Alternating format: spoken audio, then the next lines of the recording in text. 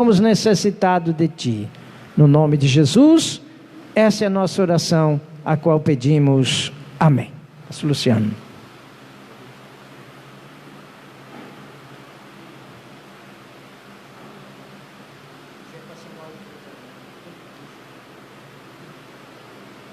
tem problema não. Aleluia. Quero cumprimentar a todos os irmãos presentes e também aos internautas com a preciosa paz do Senhor Jesus. Os irmãos aqui presentes podem tomar os vossos assentos. Para a nossa meditação e aprendizagem desta noite, quero convidar aos irmãos para que abram vossas Bíblias no capítulo 19 do Evangelho, conforme escreveu João. Nós vamos ler a partir do versículo 25. Capítulo 19, conforme escreveu o evangelista João, a partir do versículo de número 25. Lembrando que o Senhor pôs em meu coração o firme propósito de, durante essas oportunidades que me vierem dada pelos pastores que nos lideram e também pelo Senhor Jesus Cristo, falar a respeito dos brados do Calvário. Nós falamos introdutoriamente a respeito do sofrimento sofrido por Jesus na cruz, como objeto de condenação e punição, sofrimento físico, sofrimento emocional e, acima de tudo, sofrimento espiritual. Depois falamos do primeiro brado, que foi o brado de perdão, quando Jesus clamava, intercedendo: Pai, perdoa-lhes porque eles não sabem o que fazem. E falamos do segundo brado, que foi o brado de salvação, quando aquele malfeitor, às vésperas de girar o trinco, da sua partida para a eternidade, se converte a Cristo, crê em Cristo, e ali o Senhor Jesus diz a ele: em verdade te digo, hoje estarás comigo no paraíso. Foi o brado de salvação. E hoje, querendo o Senhor e nos permitindo, falaremos sobre o brado pró a família. O brado pró a família. Capítulo 19 de João, versículo 25 a seguir, nos diz assim: E junto à cruz de Jesus estava sua mãe e a irmã de sua mãe, Maria, mulher de Clopas, e Maria Madalena. Ora, Jesus, vendo ali sua mãe, e que o discípulo a quem ele amava, diga-se de passagem, João, estava presente, disse à sua mãe: Mulher, eis aí o teu filho. E depois disse ao discípulo: Eis aí tua mãe. E desde aquela hora, o discípulo a recebeu em sua casa. Amém? Meus queridos irmãos, a cruz de Cristo, ela é o divisor de águas, ela é o ponto máximo do plano da salvação de Deus. Se não houvesse cruz, não teríamos esperança de salvação. Éramos estranhos à aliança feita por Deus com Israel, éramos distantes consanguinamente falando, porém, pelo sangue de Jesus vertido na cruz do Calvário, nós herdamos a promessa de Abraão, e ele se tornou pela fé o pai da fé de todos aqueles que creem, e as mesmas promessas feitas a Abraão, a aliança, agora se estende numa nova aliança sobre nós, a graça. Sem cruz, não desfrutaríamos da graça. Sem cruz, não desfrutaríamos dessa tão grande e maravilhosa salvação. Sem cruz, não teríamos essa tão maravilhosa esperança de vida eterna. A verdade é que em muitos lugares, a cruz de Cristo já não é mais o centro das mensagens pregadas.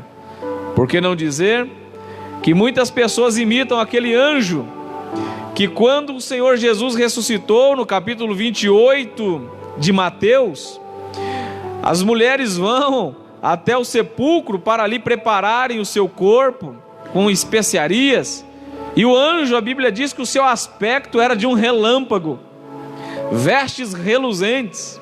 Os guardas, quando viram que a pedra tremeu e viram aquele anjo reluzente, os guardas que guardavam o sepulcro de Jesus, a sepultura, eles tremeram na base, ficaram espantados com medo. Mas a mensagem daquele anjo, pastor José Dias, foi uma mensagem que ela se repete em muitos lugares. E qual foi a mensagem? Vocês estão procurando Jesus que foi crucificado? Ele não está mais aqui. Infelizmente, em muitas igrejas, em muitos púlpitos, dos lábios de muitos supostos mensageiros da salvação, a máxima da mensagem é essa: ele não está mais aqui. Ele não está mais aqui. Perderam Jesus não só na festa, quando José e Maria o perderam, mas estão perdendo Jesus nas mensagens. Se tirar Jesus da palavra que nós ministramos, fica um vazio que não tem como preenchê-lo, porque Jesus é o centro das Escrituras, Ele é a máxima das Escrituras, Ele é a exegese, a hermenêutica de Deus. Quando você lê o Pentateuco, Jesus está lá nas cerimônias e na lei. Quando você lê os livros históricos, você vê Jesus conduzindo a história. Quando você lê os livros poéticos, você vê Jesus sendo ali mencionado poeticamente. Quando você lê os profetas, você vê Jesus sendo profetizado, o seu nascimento, sua vida, sua morte e ressurreição. Quando você lê os evangelhos, você vê Jesus encarnado. Quando você lê as epístolas paulinas, você vai ver o apóstolo Paulo dizendo: eu não anuncio outra coisa senão a Cristo e este crucificado. Quando nós lemos Apocalipse, nós vamos observar que ele, quando João tem aquela revelação na ilha de Pátimos, ele se apresenta e ele diz: João, não temas, eu sou o Cordeiro que foi morto, mas vivo para todo sempre. De Gênesis a Apocalipse, Jesus é a máxima das Escrituras. E nós que aqui estamos, e você que está no seu lar participando deste culto, adore a Jesus, porque Jesus é a máxima de Deus, é o melhor de Deus para mim e para a tua vida. Alguém até diz: o melhor de Deus está por vir sobre a tua vida. Isso é um equívoco. O melhor de Deus é Jesus, Ele já veio. Ele habita no meu coração, Ele habita no teu coração, Ele está no nosso meio, tanto que a palavra nos diz que onde estiverem 2 ou 3 reunidos, eis aí eu no meio deles. Ele está aqui. Você sente a sua presença? Você sente a presença dele? Você veio adorá-lo? Você veio agradecer por essa tão grande salvação? Você veio sentir aqui o gozo da preciosa salvação que ele nos oferece? Se assim o é, glorifique ao Senhor Jesus, que se faz presente em nosso meio. Mas o fato é, meus queridos, que das muitas palavras que Jesus falou, pelo menos 7 aqui na cruz do Calvário, durante 6 horas enquanto ele esteve crucificado, nós vamos observar que é marcante, cada uma delas em seu período, no seu tempo, para a vida daqueles que a ouviram e para nós que hoje estamos meditando nessa sentença, nessa expressão. Uma mulher chamada Bronnie Ware, ela é uma enfermeira australiana que cuida de pacientes em fase terminal, e ela escreveu um livro cujo nome desse livro, o tema é Antes de Partir, e ali ela menciona as últimas palavras dos pacientes em fase terminal. E olha, irmãos, se você tiver o privilégio de ler esse livro, consulte, pesquise, compre. Ele está acessível nas plataformas digitais, inclusive. É muito interessante. E das muitas declarações que os pacientes em fase terminal faz, uma delas é: socorro, me ajuda, eu não quero morrer. me socorre, tira essa dor de mim, me dê um remédio que sare essa enfermidade. Mas nós vamos ver aqui nesta passagem bíblica que acabamos de ler, que o Senhor Jesus não está pedindo socorro, mas Ele está socorrendo. Ainda que preso naquele madeiro rústico e cruel, depois de ter sofrido açoites dolorosos ao extremo, mesmo assim, Ele está socorrendo alguém. E hoje, como Cristo vivo, como Rei dos Reis e Senhor dos Senhores, Ele ainda nos socorre. E eu sinto liberdade de Deus para dizer isso ao coração de alguém nessa noite. Você não está desolado, você não está abandonado, você não está à revelia, você não está desfocado do alvo da visão de Cristo. Ele ainda socorre aqueles que estão aflitos, Ele ainda socorre os que estão angustiados, Ele ainda socorre o órfão, Ele ainda socorre as viúvas, Ele ainda socorre aos enfermos, Ele ainda socorre aqueles que estão desesperados, Ele ainda socorre aqueles que já não têm mais solução para o seu problema. Eu não sei qual é o problema que você está enfrentando, mas entregue-o na presença daquele que tem o poder para te socorrer. Na leitura bíblica da abertura deste culto, nós lemos a passagem que o salmista diz no Salmo 121: elevo meus olhos para os montes, de onde me virá o socorro? Depois ele se enche da alegria do céu e diz: o meu socorro vem do Senhor que criou os céus e a terra. O teu socorro está nas mãos dele. Confie no Senhor, creia nele, deposite a sua fé nele. O teu socorro virá, bendito é o nome do Senhor. Você pode louvar a Deus por isso? Amém? Mas o texto que nós lemos diz assim: e junto à cruz de Jesus. Meus amados, como é maravilhoso. A palavra de Deus, ela diz que a cruz era objeto de sentença, de condenação. A palavra de Deus nos diz que a cruz era um objeto de maldição. No capítulo de número 3 e versículo 13 de Gálatas, a Bíblia diz que maldito é aquele que for pendurado no madeiro. Então, estar perto dessa cruz era o mesmo que estar se aproximando do que contextualmente era visto naquele tempo, de alguém amaldiçoado. E Paulo diz aos Gálatas que ele se fez maldito por nós. Quem se aproximaria de alguém que foi amaldiçoado?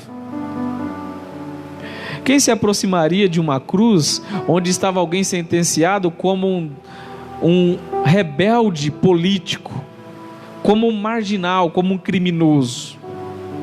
Alguém estava aos pés dessa cruz. A Bíblia também diz que a cruz era loucura para os judeus. Os judeus tinham-na como, aliás, os gregos tinham-na como um objeto de loucura. Como pode alguém que se diz ser Deus morrer crucificado daquela forma na cruz? Isso é um absurdo. Isso está escrito em 1 Coríntios 1:23. A cruz era loucura para os gregos. Alguém que se diz Deus, Senhor dos senhores, Rei dos reis, morrer pendurado numa cruz de uma forma tão vil, isso é uma loucura. Mas o texto diz que tinha alguém junto a essa cruz. A Bíblia diz que a cruz era escândalo para os judeus. Como os judeus interpretavam que a cruz era um objeto de maldição, dizer que alguém morreu para salvar a humanidade numa cruz era um escândalo, escandalizava os judeus que praticavam a religião judaica. Mas o texto diz que aqui tinha alguém junto à cruz. E esse alguém junto à cruz, essas pessoas ao pé da cruz, elas não estavam apenas atrás de Jesus quando tudo ia bem. Porque você pode notar que quando Jesus multiplicava pães e peixes, quase 5.000 pessoas estavam juntos de Jesus. Quando Jesus estava curando em Cafarnaum, a cidade parou para se aproximar dele. Quando Jesus estava em Naim, ressuscitando o filho da viúva, tinha duas multidões, uma que o acompanhava e a outra que depois começou a acompanhá-lo, que acompanhava o cortejo fúnebre, e todos louvavam a Jesus. Quando Jesus entrou em Jerusalém, na entrada triunfal de Mateus 21, a Bíblia nos diz que toda aquela cidade parou e clamavam, aclamando o Senhor Jesus como bendito o rei que veio em nome do Senhor, dizendo: Hosana, Hosana, Hosana, bendito é o rei que veio em nome do Senhor. E ele entrou ali sendo ovacionado pela população de Israel. Mas junto à cruz, esse povo não estava. Lá não tinha uma multidão. Lá tinham pessoas distintas, que cada uma delas nos traz lições preciosas. Em primeiro lugar, junto à cruz de Jesus, nós vamos ver que estava sua mãe, Maria, uma mulher de dores. Se nós nos atentarmos para a palavra de Deus, nós vamos ver que Maria, ela foi uma mulher que sofreu muito. Era ainda uma adolescente, desposada para casar-se com José, e ela tem uma visita do anjo Gabriel e diz a ela: bendita és tu entre as mulheres, salve agraciada. Não é sobre as mulheres, e também não é acima de todas as mulheres, não, é entre, porque ela é ser humano. A teologia romana diz que ela é corredentora, a rainha dos céus, a mediadora entre Deus e os homens. Não, ela era uma mulher bendita, privilegiada pela escolha de ser aquela que carregaria em seu útero o Salvador do mundo. Mas era uma mulher comum, como eu e você. E mais do que isso, ela era uma jovem, provavelmente ainda no começo ou terminando a sua adolescência. E ela ouve essa saudação, e ela fica meditando naquilo. De repente, o anjo diz a ela: olha, você vai ser mãe, e vai dar à luz a um filho, e o nome desse menino será Jesus. Ele será grande, ele será o Salvador do mundo. E ela começa a ouvir aquilo. De repente vem uma pergunta em seu coração, e ela diz: como? Se eu não conheço um homem, não tive relação com homem algum, eu sou virgem. E o anjo diz a ela: descerá sobre ti a virtude do Altíssimo, e ele te envolverá com a sua sombra, e você dará à luz. E tem mais, sabe a tua prima Isabel, que era estéril e cessou o costume das mulheres? Ela já está grávida de 6 meses, porque para Deus nada é impossível. E ela crê naquela palavra e diz ao anjo: então cumpra em mim a palavra do Senhor. Você pode repetir comigo? Então cumpra em mim a palavra do Senhor. Isso é maravilhoso, porque quando ela disse isso, ela aceitou uma aliança, um projeto que nunca havia acontecido antes e nunca aconteceu depois. E ela concebe. José começa a suspeitar. Olha como que as dores dela começam a ser acentuadas. E ele tenta abandoná-la secretamente para ela não passar por uma difamação. Porém, quando José dorme, o anjo diz: José, não faça isso. O que está no ventre de Maria não é fruto de um adultério, é obra e graça do Espírito Santo. Permaneça com ela, José. José permanece. Ela continua ainda gestante daquele bebê, e ele precisa ir até Belém, de onde ele era, para poder fazer o censo, a contagem da população. E chegando lá, à noite, não encontraram lugar na hospedaria, ela entra em trabalho de parto. Olha as dores terríveis, gerando uma promessa tão grande, que transpassa milênios, e nós falamos dela, mas ela não tinha um lugar para poder dar à luz àquele bebê. Quando a criança nasce, diz as Sagradas Escrituras que passa pelo menos 2 anos, e os magos vindo do Oriente vão visitar esse bebê, mas não encontram, e vão a Herodes Herodes, sabendo que nasceu o rei dos judeus, ele tenta matar a criança. E ele dá um edito, um decreto: todas as crianças com menos de 2 anos, que ela seja morta. E o infanticídio acontece, e Maria sabe que essas crianças estão morrendo, porque Herodes quer matar aquele bebê que ela gerou, aquela criança. As dores de Maria são inenarráveis.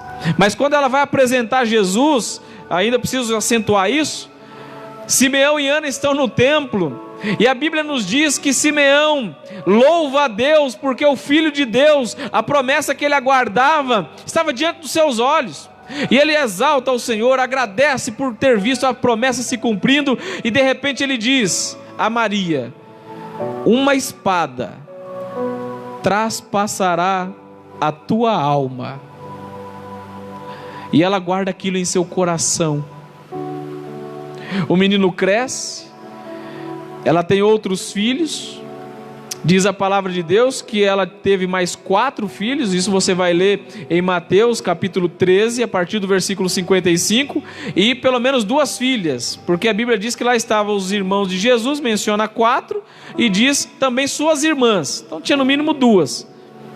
Agora imagine uma mãe administrar os conflitos do lar, com vários filhos, mais um que é santo, que não peca, é todo certo, ele não erra em nada. Ela dá bronca nos outros 6, mas aquele não precisa ser corrigido, porque ele é santo, porque ele não cometeu pecado algum.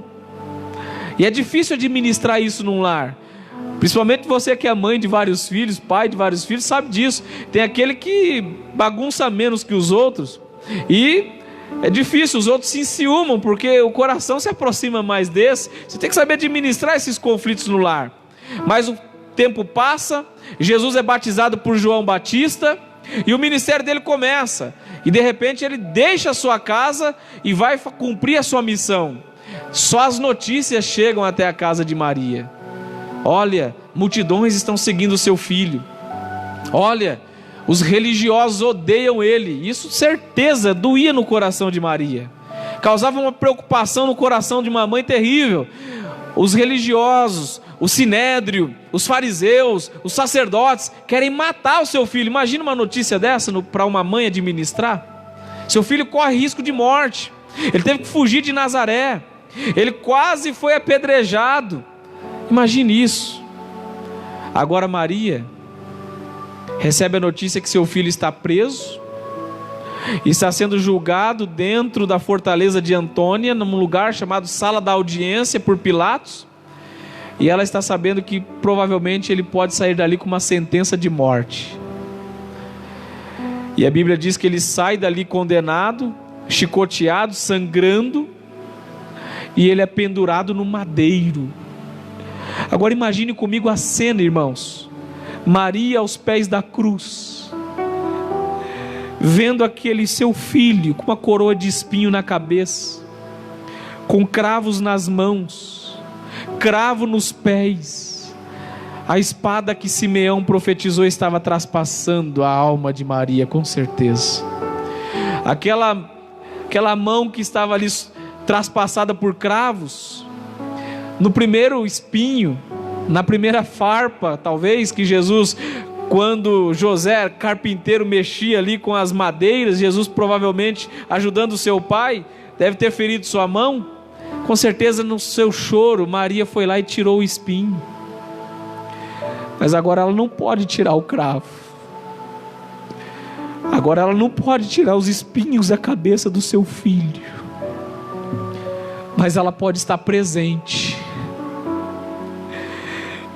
E aqui para nós, a presença de algumas pessoas nas horas excruciantes que nós estamos passando faz toda a diferença. Às vezes ela não fala, ela não pode ajudar a gente fisicamente, economicamente, na nossa saúde, enfim, mas só de estar perto da gente, a gente parece que cria força, né? Eu tenho uma palavra de Deus para o seu coração nessa noite. Nas horas mais difíceis, Deus sempre vai colocar alguém para estar junto de você, perto da sua cruz. E essa presença fará toda a diferença. Você não vai ficar sozinho. Deus levantará alguém para te acompanhar nos momentos mais difíceis da sua vida. Ali não estava Marta e Maria. Marta e Maria, quando Lázaro ficou enfermo, cobraram Jesus lá para curar o seu irmão. Mas agora na cruz não está lá Marta e Maria, né?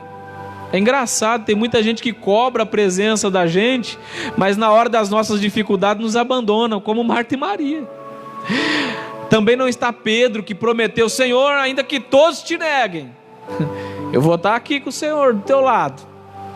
Pedro, no Monte da Transfiguração, ele quis fazer uma cabana para Moisés, outra para Elias, e uma para o Senhor Jesus, e ficar ali ao lado, porque era o Monte da Glória.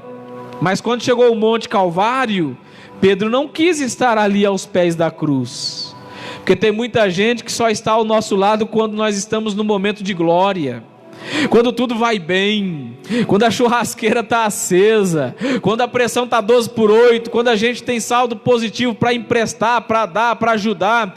Mas quando chega o Monte Calvário, muitas pessoas que do Monte da Glorificação, Monte da Glória, não vão até o Monte Calvário. Mas tem uma coisa: Jesus vai levantar Maria para estar do seu lado, Jesus vai levantar pessoas que te amam de verdade, Jesus vai levantar pessoas que se preocupam com as suas lágrimas, com as suas feridas, com as suas dores, com o seu coração partido, com as suas decepções. Creia nesta palavra: na hora que o Monte da Glória ficar para trás e chegar ao Monte da Cruz, da dor, da decepção, do abandono, Deus não vai te deixar só, Ele levantará alguém que se preocupa com você. Oh, Ramandecandarabash. Como isso faz toda a diferença.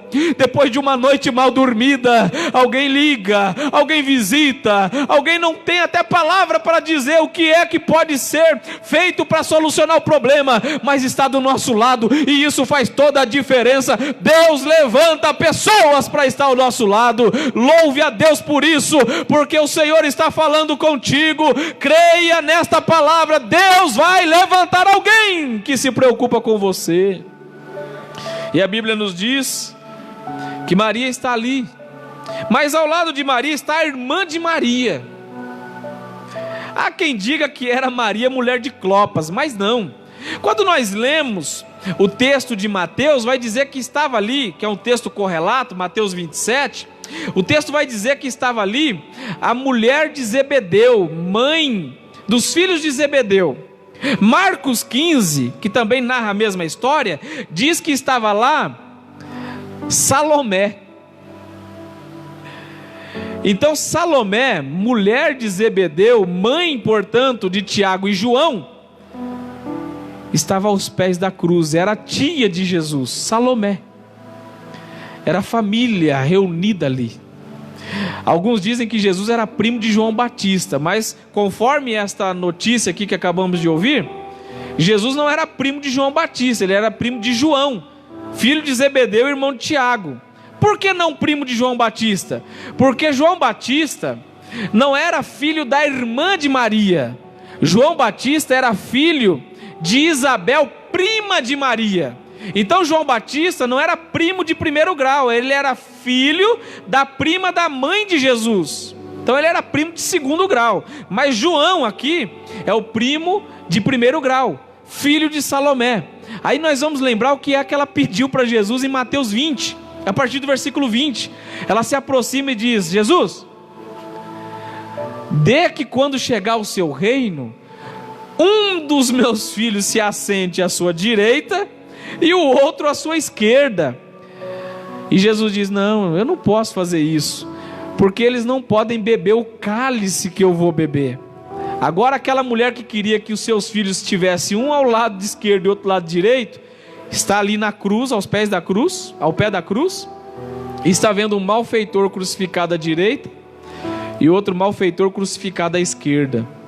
E esta mulher ao pé da cruz revela que as nossas coroas, os nossos assentos eternos, não são dados aqui.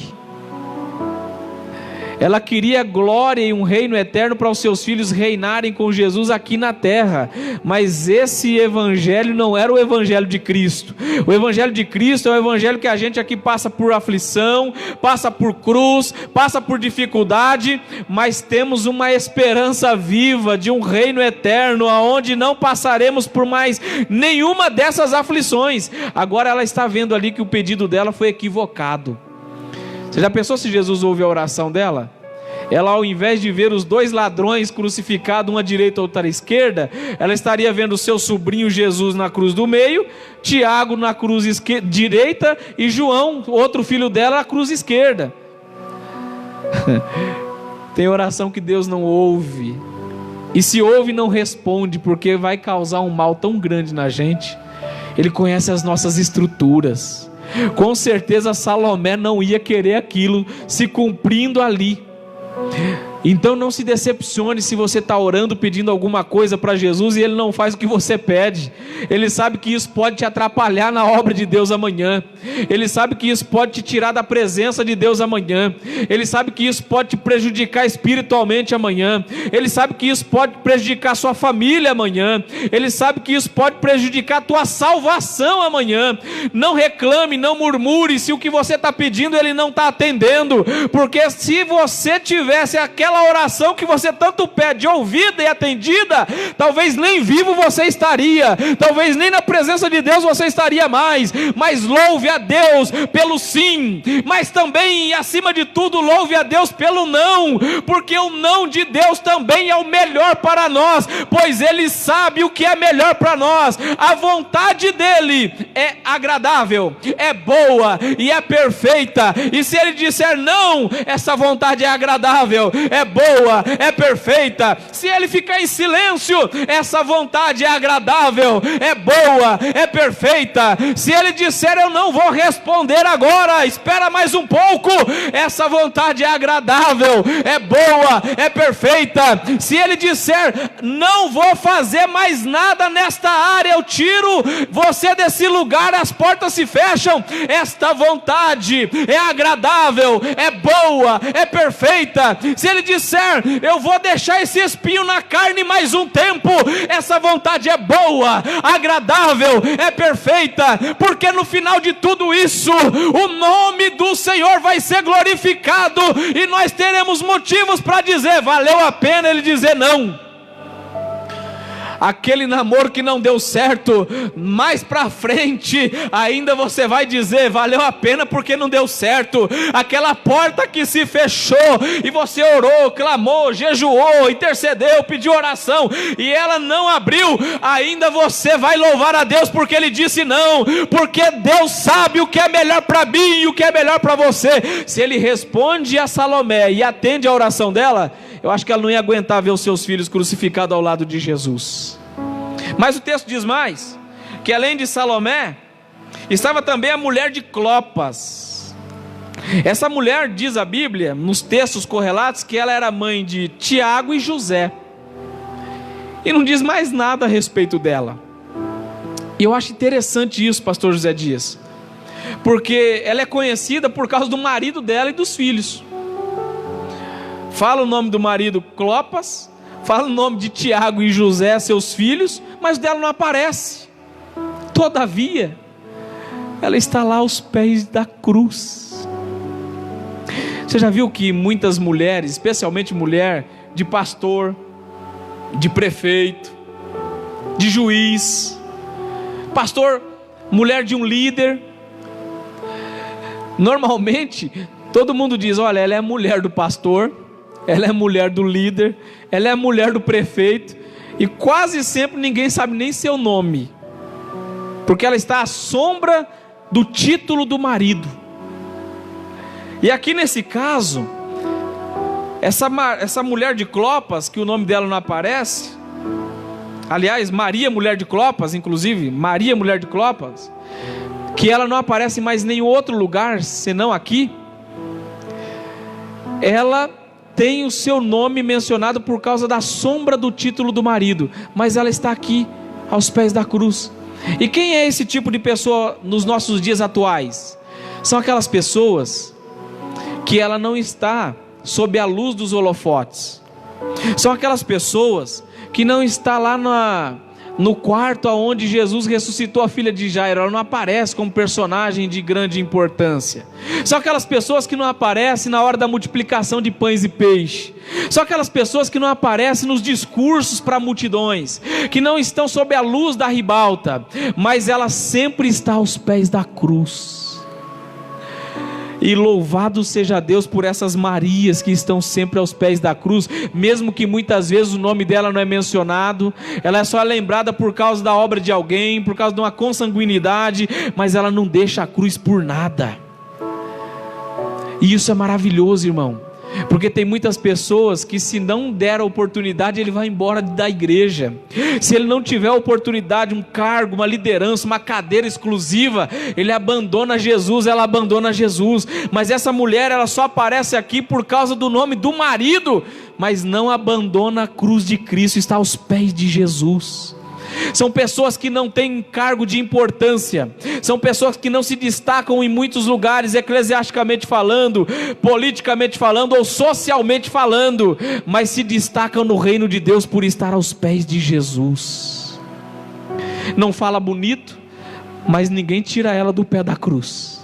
Não canta bonito, não sabe acompanhar o ritmo do playback, mas ninguém tira ela do pé da cruz. Não tem um discurso politicamente correto e bem rebuscado, com palavras adequadas conforme a língua padrão exige, mas ninguém tira ela do pé da cruz. São pessoas que não aparecem para o mundo, mas estão sempre aos pés da cruz, aos pés de Jesus, e não abandonam a Cristo por nada. E nesta noite eu tenho certeza que eu estou falando para alguém que talvez não tem fama, não tem popularidade, está sempre no anonimato ou à sombra de alguém da sua família, mas sempre está aos pés da cruz. E aos pés da cruz é muito mais importante do que sob a luz dos holofotes. Aos pés da cruz é muito mais significante do que sob os aplausos dos homens. Aos pés da cruz é muito mais interessante do que nos lugares mais altos que a sociedade ou a política pode nos dar.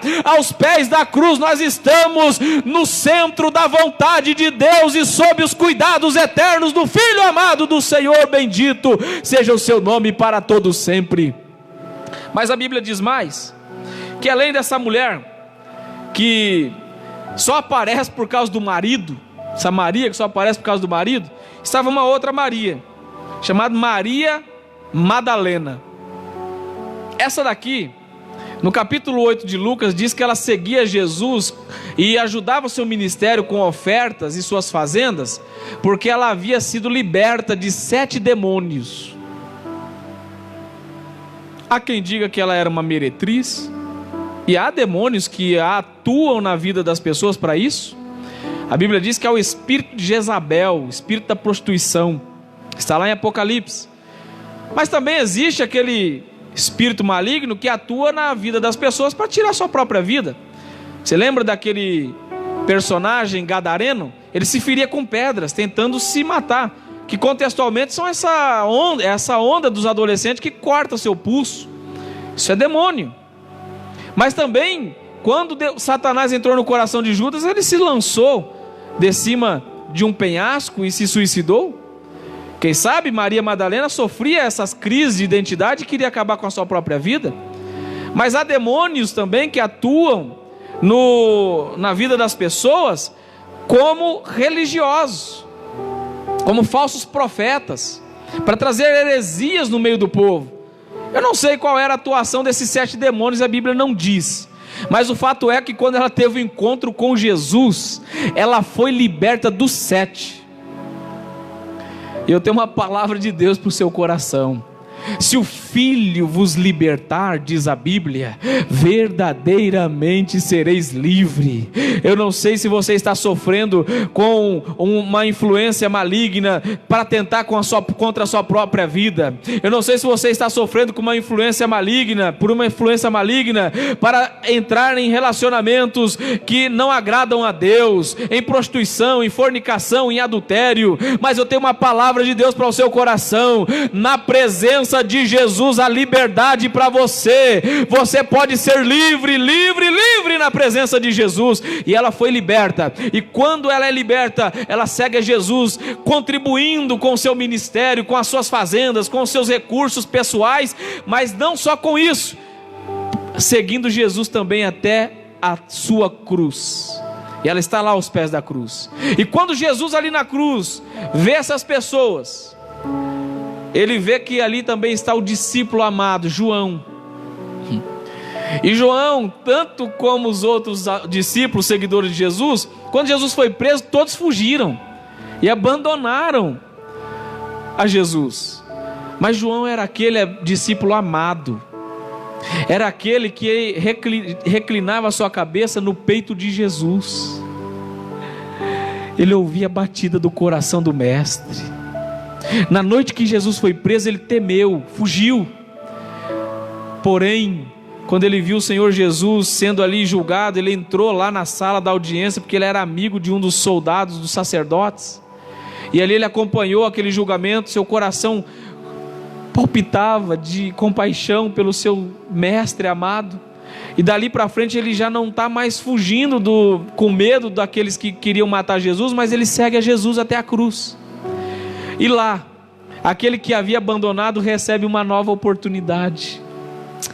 Aleluia.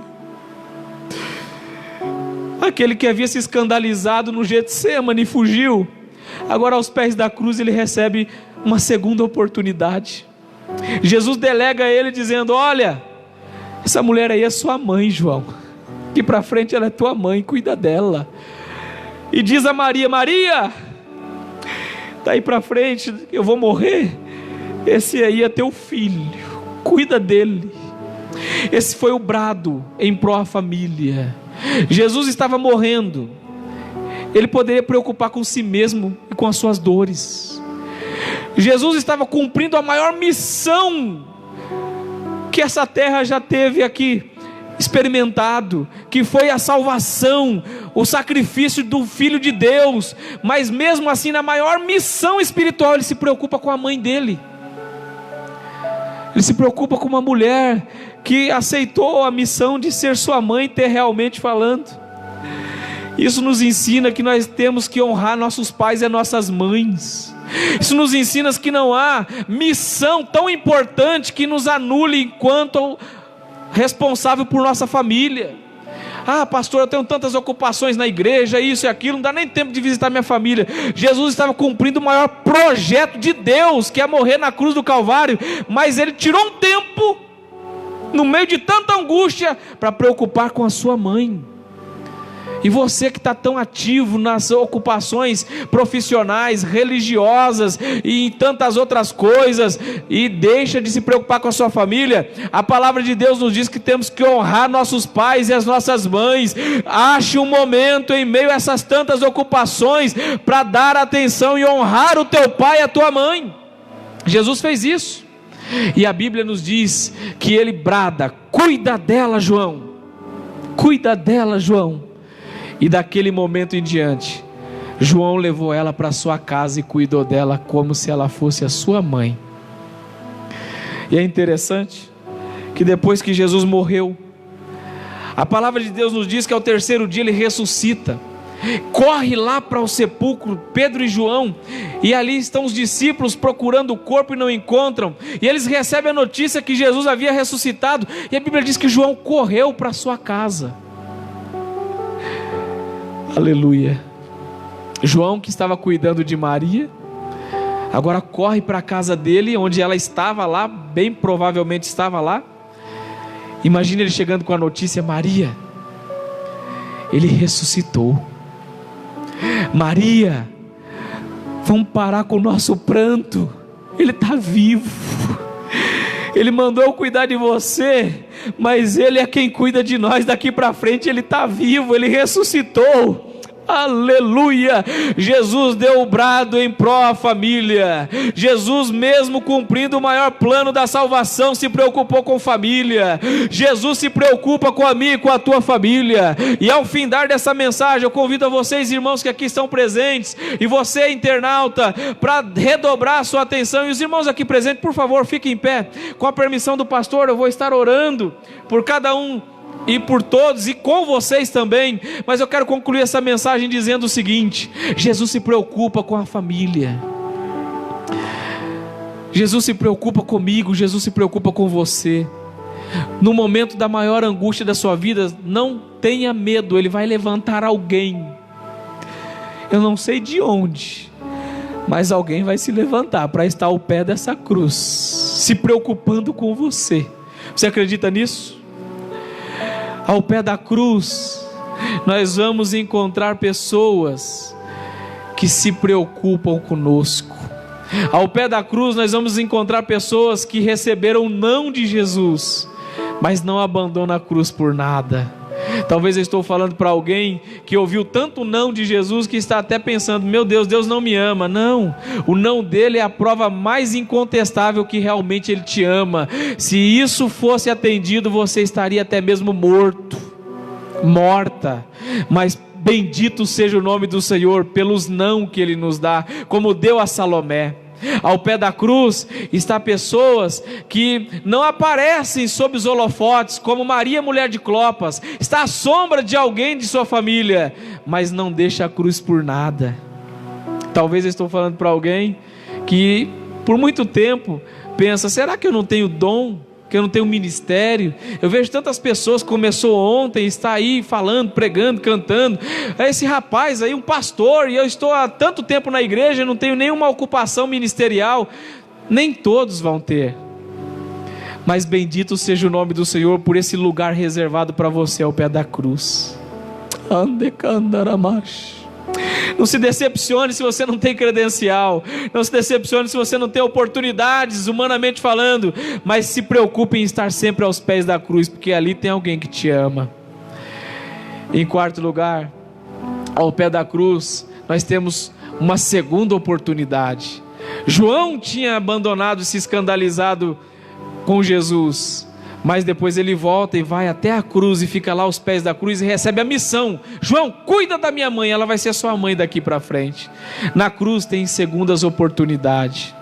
Talvez estou falando para você que perdeu família, estou falando para você que já caiu, pecou, virou as costas para Jesus de uma forma que até mesmo escandalizou a igreja e toda a sua família.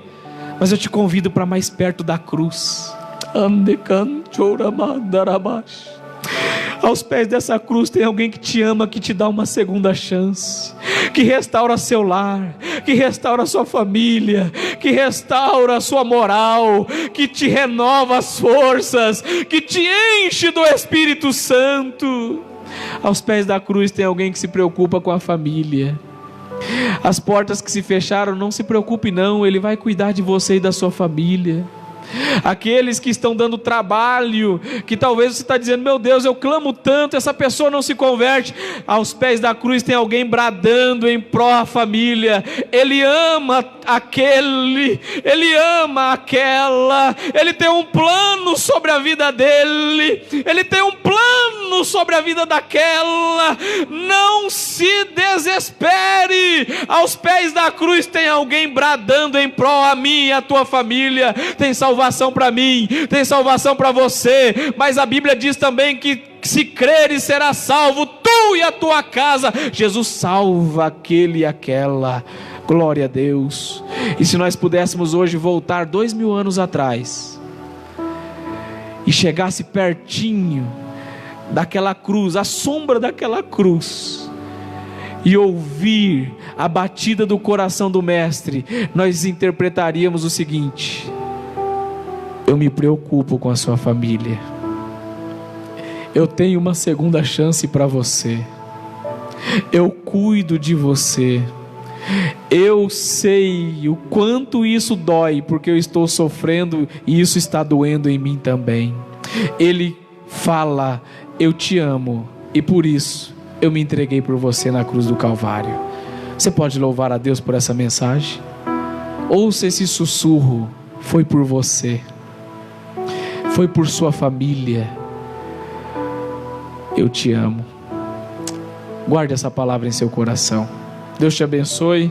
Muito obrigado por essa oportunidade, pastor José Dias. Deus abençoe o nosso pastor Ananias por essa rica oportunidade. Que Deus continue abençoando a cada um e a todos, em nome de Jesus. Aliás, prometi que ia orar, vou orar. Curva a sua cabeça, põe a sua mão no coração, oremos.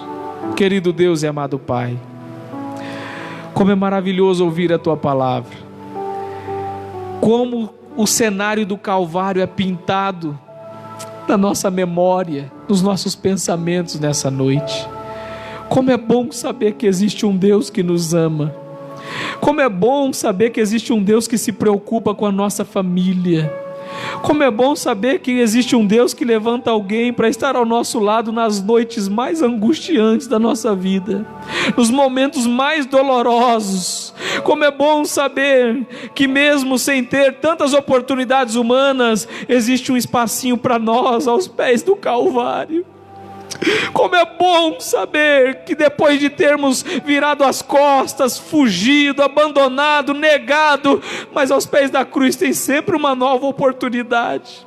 Como é bom saber que aos pés da cruz nós temos o amparo para nós e para a nossa família. Eu peço, Senhor, que o Senhor abençoe a cada um que ouviu esta mensagem.